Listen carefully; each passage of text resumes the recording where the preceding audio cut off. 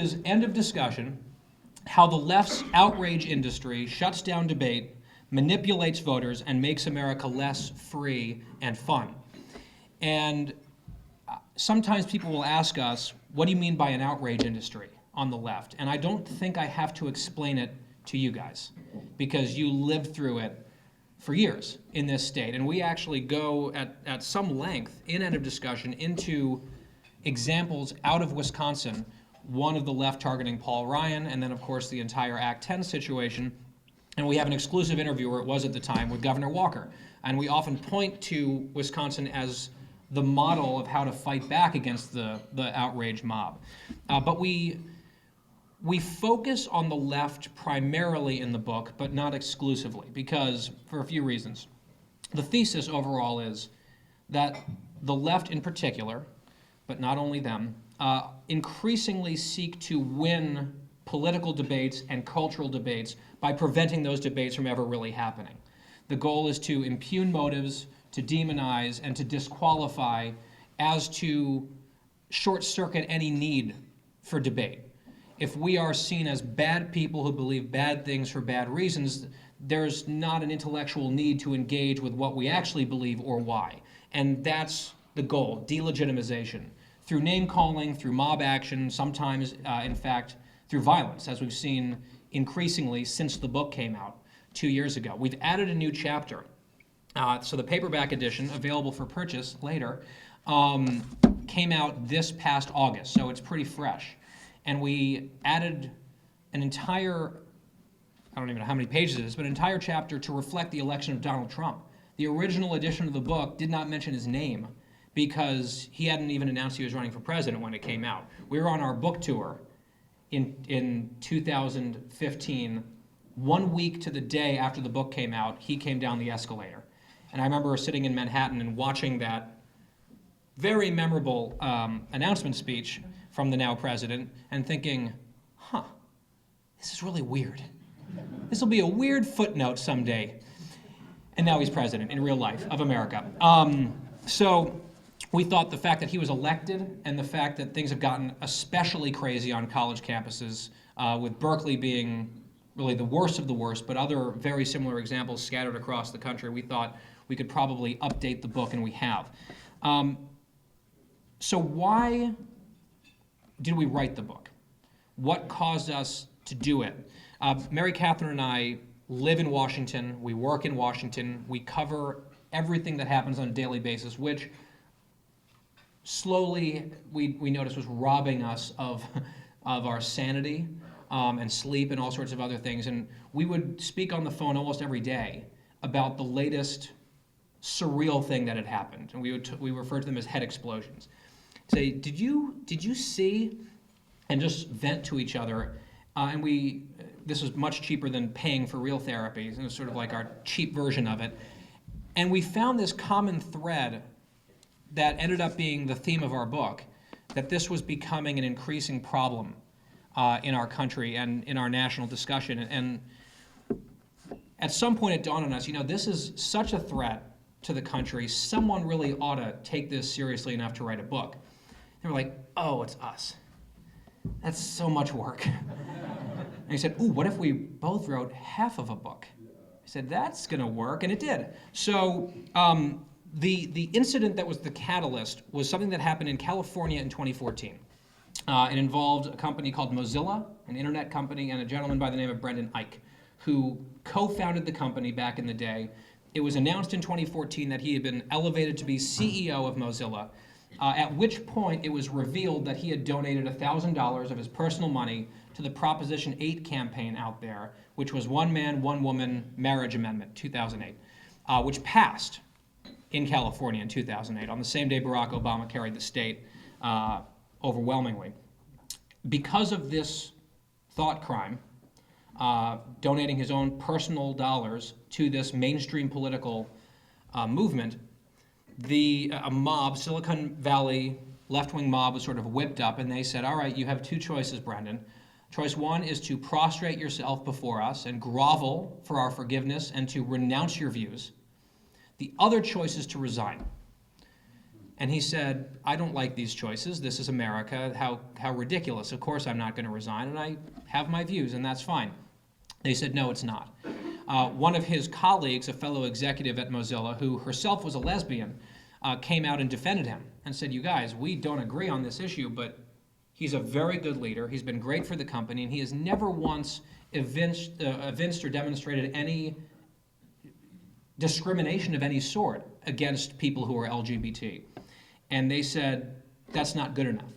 And long story short, they eventually hounded Brendan Eich out of the company that he founded because he held a traditional view of marriage and had behaved in a political way in accordance with that belief. And Mary Catherine and I watched this from the other coast, and we were really taken aback and disturbed by what happened out there. An irony being, we disagree with him on the issue. We're both in favor of gay marriage. We would have voted the opposite way on Proposition 8. We think he's wrong. I happen to be gay myself, but we did not think it was a good look at all, to put it lightly, for believing in traditional marriage in America being a fireable offense. We said, this is not the country that we want to be a part of. And there was an incident that happened a few days after he was purged on MSNBC.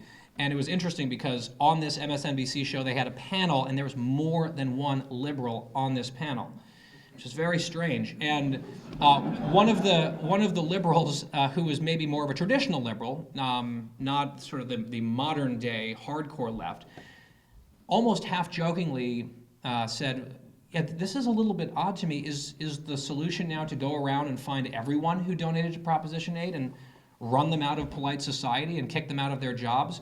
And the other leftist on the panel said, yes.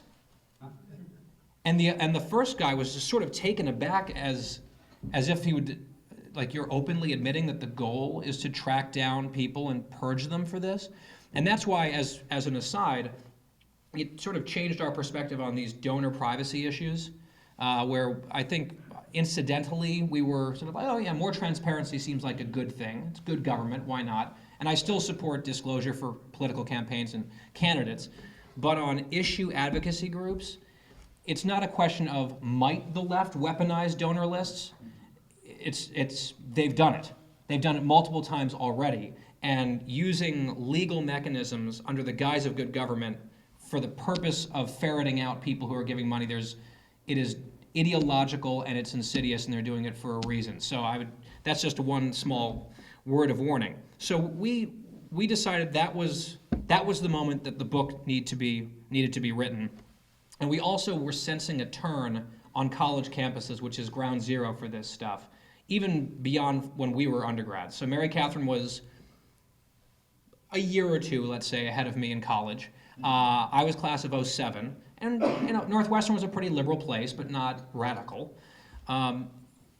And what we've seen even in the last 5 to 7 years, I would say, that there has been a shift, not just to the left ideologically, but in terms of stamping out viewpoints that are problematic. And so in the book, we try to go through and describe some of the pseudoscientific terms that are used by the left on campus and now bleeding elsewhere to silence debate, while sort of wrapping themselves in what sounds like sort of official terms. We call it the lexicon of silencing. And we go through, you've heard of safe spaces. One of the terms that we use and describe is microaggressions, okay? When we speak on college campuses, everyone's nodding because they've gone through the training, the microaggression training. Microaggressions is loosely defined as anything that offends anyone for any reason. So we quote, there's an Ivy League professor that we cite in the book who has devoted his professional lifetime to the study of microaggressions. So as you can imagine, he's a hoot at parties.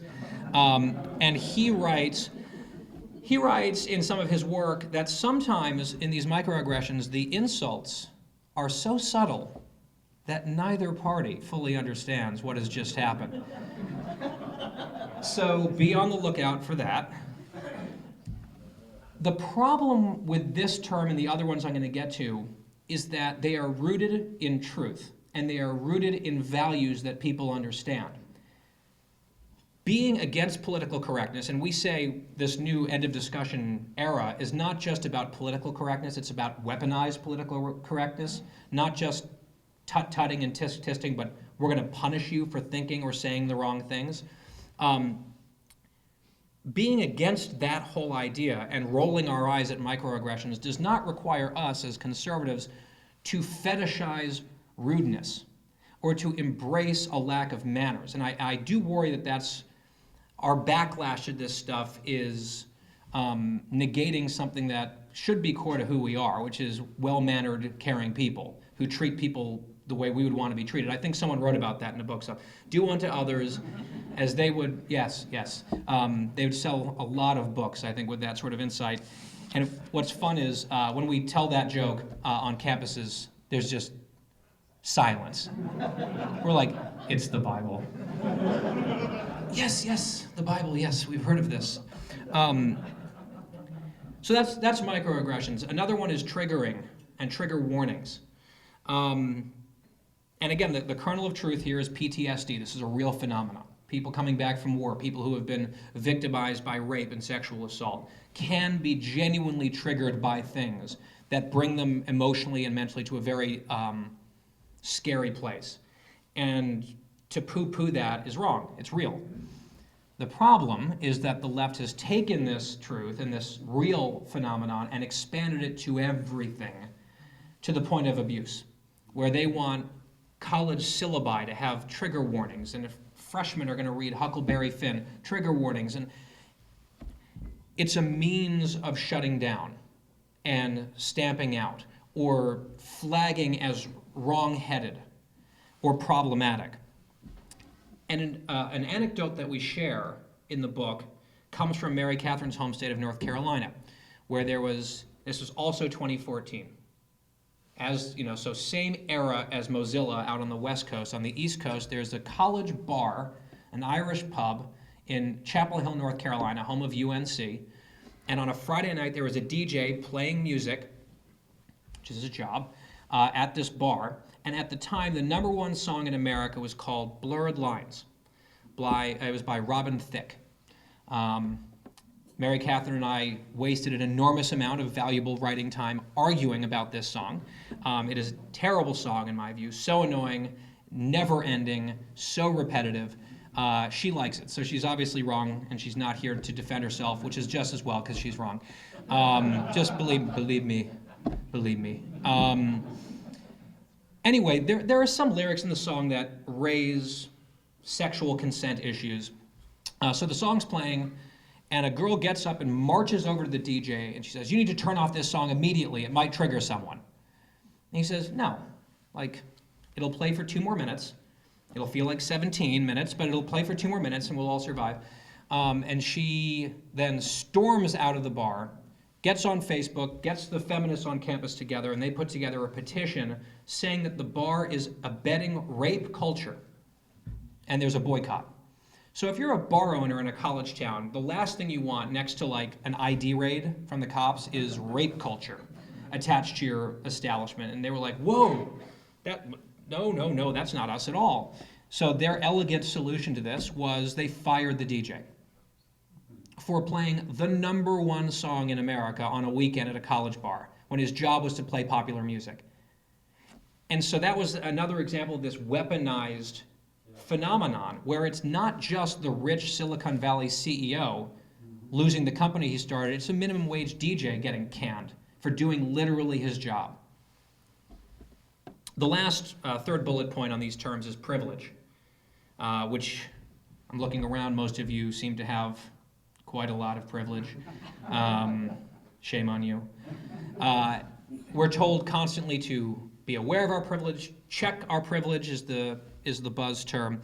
And again, the underlying truth is people who look like me, who I believe would be described as a cisgendered white male, we have enjoyed a tremendously privileged position in our society forever. And for a long time, even in our country, it came at the expense and even subjugation of other people. And to pretend like that history doesn't exist and does not have any lasting legacy, I think is wrong. And I think to have self-awareness about who you are and self-reflection as you interact with other people who don't look like you do, who don't have the same background as you do, that's a healthy thing, to keep that stuff in mind. What the left has done, though, is taken the truth and spun it to say, okay, now you've had your say, shut up. Your opinion is less valuable or not valuable at all anymore. Because you have privilege, it's our turn. Be quiet. That's where I jump off that bandwagon. We talk about something that they're doing on college campuses for freshman orientation week at a number of schools across the country, which seemed so ludicrous that we had to check to make sure it was real, and it is. It's called the Privilege Walk, where they get all the freshmen together and they say, all right, freshmen, stand in a line on the quad. This is like, welcome to school. Get in a line, and now if you are white, take 4 steps forward. If you're a person of color, take 3 steps back.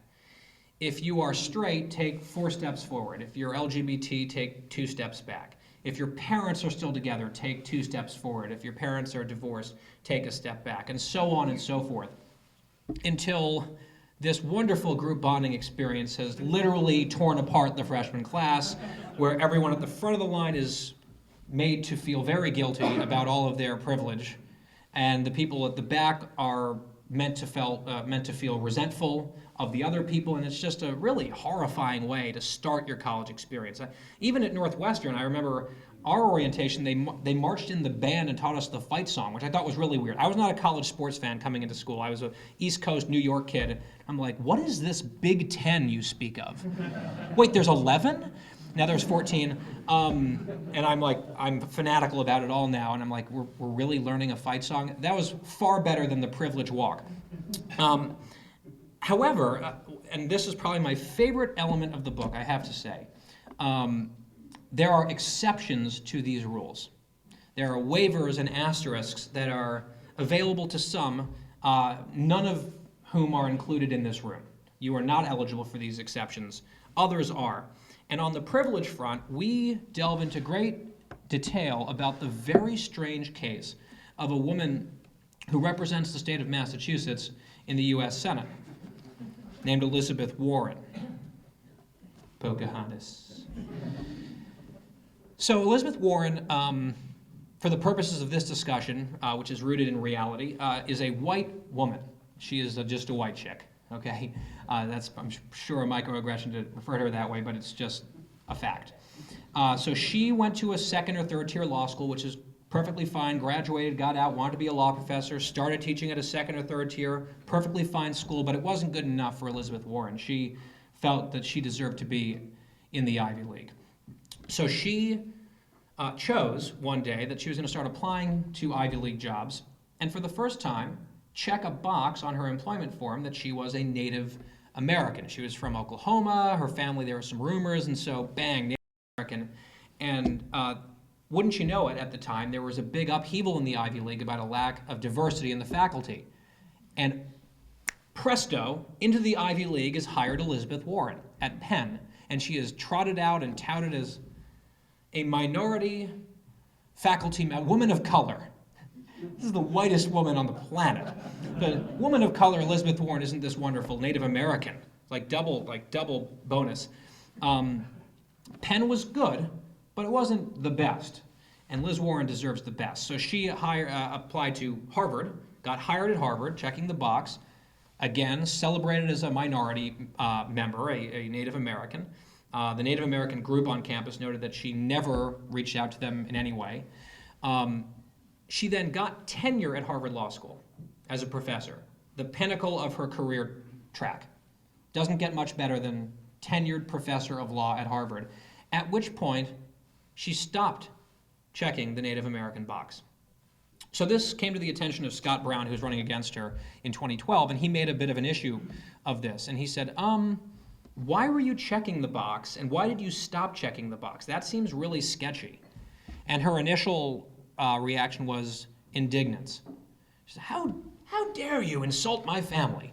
We're like, is it your family, though? That's sort of the question here. And she said, well, it absolutely is. And she got a genealogist who, after much study, came to the conclusion, came out with press conference and everything, that Elizabeth Warren was 1/32nd Cherokee. 1/30, and Elizabeth Warren was like, boom, drop the mic, told you, Cherokee, 1/32nd. Any questions?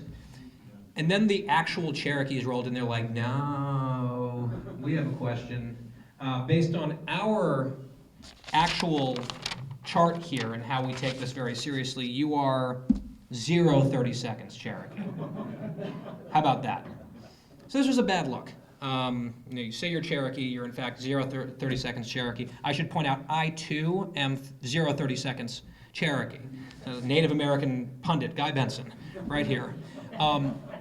So that was a bit of a black eye for Liz. A bit of a setback, but she was undeterred. Still claiming that she was a Native American. They're like, okay, but what explanation do you have left? The whole family tree thing is sort of dead. And this is where I have to quickly just give a disclaimer. The following words are her words, not my words. My grandfather, my pawpaw, quote, had high cheekbones like all the Indians do. Real quote. And the Boston press was like, oh my God. They're like, would you like a do-over? It's like a mulligan on that one. Like, really, seriously, can we stop the tape and roll it back and try again? So she's, flustered. Like, the actual ancestry didn't pan out. The high cheekbones didn't go over well. So she says, all right, I got this.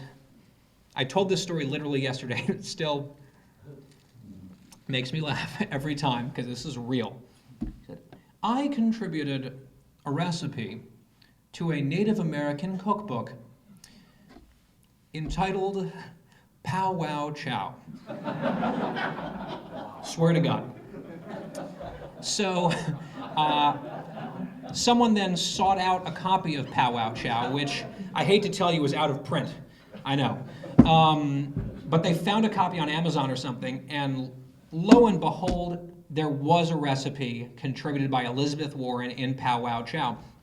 And someone sort of had a hunch, and they started Googling this recipe, and it turned out to have been plagiarized from a New York Times published cookbook. And I was like, what may have tipped them off? Could it have been the fact that a central ingredient in the dish was fresh crab meat? Which was perhaps in not plentiful supply in 19th century agrarian Oklahoma, just spitballing.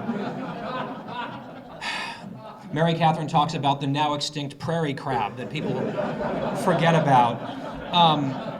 So this is a woman who is, to this day, a heroine of the left, right? She is a Democratic senator in good standing. They wish she had run for president. She probably would have won.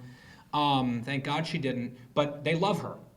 And when Trump calls her Pocahontas, I criticize Trump all the time for all sorts of things. But the Pocahontas thing is legit because he is making fun of her for absconding with a privilege that is set aside for a truly historically oppressed people and just took it for herself based on no actual facts, wrote it to her own professional gain, and then dropped it like a bad habit once she was firmly ensconced in the hallowed halls of Harvard. This is the opposite of checking your privilege. And yet, it is attacked as a slur against her when Trump points out and pokes fun at her own racial hoax. So that's one of the examples that we give when we speak to mixed or more liberal audiences, like, these are your own rules. And you're giving someone like her a pass. Why? Because she thinks the right way, because she votes the right way. The Daily Show actually hit her on this last week, which I was stunned. They even mentioned Pow Wow Chow. I was so excited. I was like, this is gold. Trevor Noah must have read End of Discussion. That's the only explanation I've got. So we like to sometimes bring the mirror up to the left of their alleged values, whether it's on privilege or tolerance or what have you, and ask them if they actually abide by them. So that's just one chapter of the book where we go through academia and some of this stuff. We also address issue by issue the way that the left tries to shut down debate on specific topics by declaring the conservative position bigoted or hateful. So Mary Catherine took the lead on a chapter about women and women's issues entitled The Vagina Demagogues. I took the lead on a chapter about gay rights and religious liberty entitled Bake Me a Cake, Bigots. And we go through all of this stuff where the idea is to throw people onto a defensive footing right out of the gate by saying, well, no, I don't hate women. I don't hate gay people. We have a disagreement on this, and that type of allegation and accusation of bigotry is an instant attempt to shut it down and not really have the discussion get off the ground in the first place. Which is not to say that there's not misogyny and not homophobia. There is. It's the over-application of the evil, gross over-application, that is the problem that we're getting at. So we've added this new chapter on Trump and how he's gotten elected, and Mary Catherine has a great formulation where she talks about Trump being part cure and part disease on this whole phenomenon. And our publisher came to us 6 months ago and said, Trump is president and Berkeley is on fire because people are just trying to talk there. Maybe you should revisit this. We said sure. On the plus side, on the cure side of things, Trump took the outrage mob and the outrage industry and just loaded the circuits, right? The way they would do things typically. So you remember Mitt Romney and Binders Full of Women? Yes. Remember that one? That outrage where Mitt Romney in a debate forgot the word resumes to describe how he was uniquely qualified in terms of hiring women into his cabinet in Massachusetts because he had binders full of qualified women's resumes, but he called it Binders Full of Women, and this became emblematic of his misogyny in some way. And we're always like, no, please explain this. What is offensive about that phrase? Are you suggesting that Mitt Romney has like a horror film giant binder filled with the carcasses of women? Seriously, what's offensive about this? And nothing is the answer. It was just something that he almost sort of misspoke, and they jumped onto it to make it emblematic of something and an outrage that proved what they were already saying about him, war on women and all that. Donald Trump, if Donald Trump said binders full of women, no one would even bat an eye. That's like the least offensive thing he would ever have said. And so he goes in and floods the zone with outrages, and they don't know how to respond to them. They sort of have this machine that they crank up, they focus on one thing, and they attack. So they're like revving up the machine over here, and then all of a sudden, oh my God, what did he say? And they're back over here, and then by the time they're responding to that one, he's like, tweeted something. And he was able to sort of take this whole apparatus that they have and blow it out. They couldn't handle him. Now, some of that's bad because a lot of the stuff that he's saying is probably something that a presidential candidate and or president of the United States shouldn't be, but it overwhelmed them in a way that I thought was sort of helpful. It also threw into stark relief the ridiculousness of the previous outrages that they pretended to be the end of the world. Compared, like if it's the boys who cried wolf. If you're going to say Mitt Romney is Donald Trump and then Donald Trump actually shows up, you've run out of slurs. You've run out of pejoratives. You've used it all on Mitt Romney, the upstanding Mormon. And now you're out of ammo on this guy, the wolf. Congratulations. So that's the positive side, I think, of Trump. He was sort of this giant orange middle finger at political correctness, just a wrecking ball. And we would talk to conservative voters around the country, because I'm not a Trump fan, have never been a Trump fan, but we would talk to people and we would say, all right, so you're a lifelong conservative. You know he's not a conservative, right? And they'd say, well, yeah, not really, He'll be better than Hillary, but he's not a conservative. We say, he's sort of a terrible person, right? Well, he's not perfect. But what we would keep coming back to was he fights hard, and he fights dirty. And that's how they do it to us. And it's time to fight back the way that they dish it out. And and the way that we sort of describe it is, conservatives felt culturally bullied for so many years that we decided to hire our own bully. And I think that's true. The issue, the downside of all of this is, I think, getting into an arms race of outrage and this sort of stuff with the left is not going to end well. I don't think we win an arms race of outrage. I don't think it's good for the country. I don't think it's good for our movement. I don't think it's good for our souls as people. I don't necessarily think it's always effective and will continue to be effective. I also think he has some authoritarian impulses that frighten me, and that if President Obama had done things and said things like he is, we would be screaming like stuck pigs, as we should be, and as we did, frankly. Sometimes Obama tried to freeze out my network, Fox News, early in his first term, pretend that we weren't a news organization, deny us access, deny us interviews, and we went nuts, correctly, and the rest of the press corps actually stood up for us, and we won that battle. And I think Trump, the media deserves a lot of what it gets. I think sometimes he goes overboard. And talking about yanking licenses, and even if it's just bluster, it's still a president of the United States that can have a chilling effect on free speech and the First Amendment. And I think that it's important also for us as conservatives not to be on a high horse that we are intrinsically so much better than liberals and leftists on these questions. I think it's a human impulse to want to squelch or prevent people who are going to criticize you from speaking. It's neither right nor left.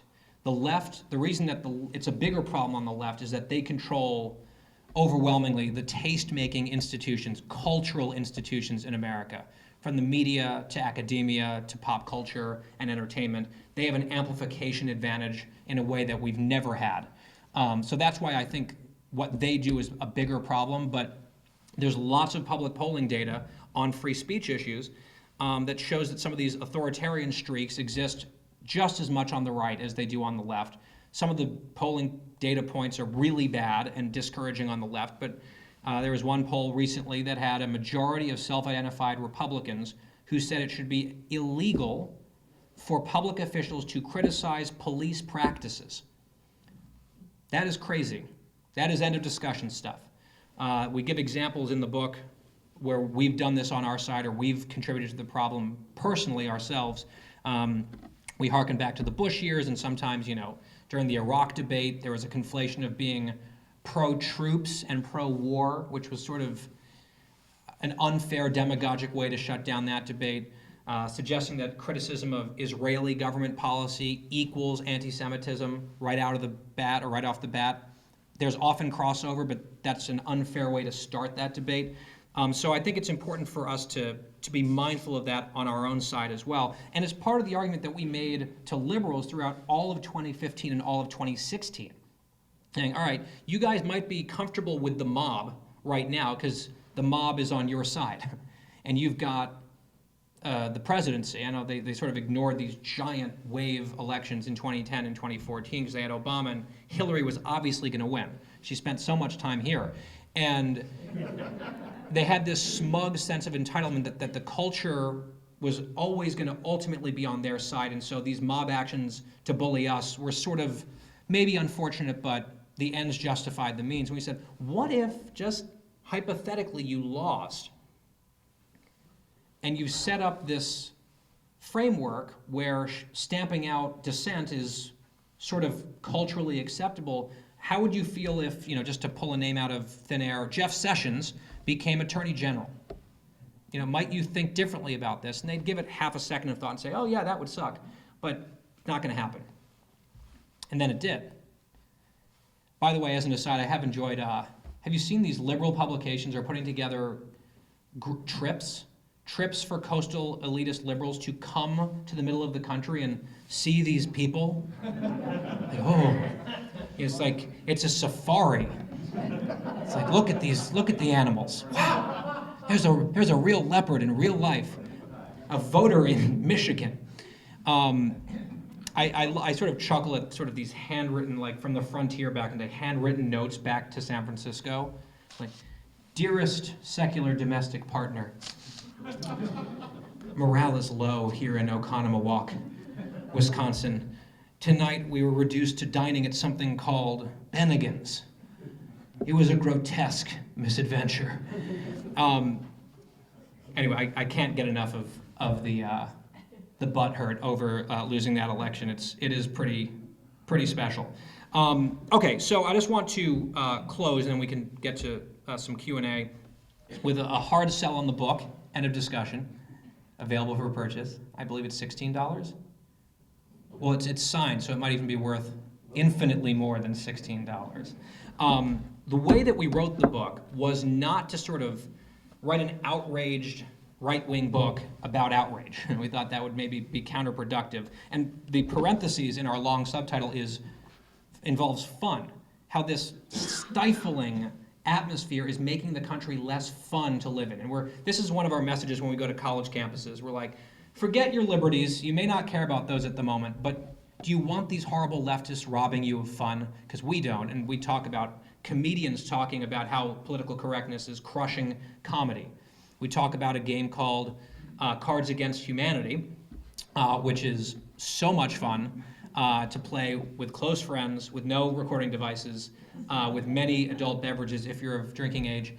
We stress that point on campus, where the point of the game is literally to be as offensive as possible, and it's awkward to explain to people. We're like, yes, there are these cards, and one's about the Holocaust, and one's, ooh, this sounds really bad.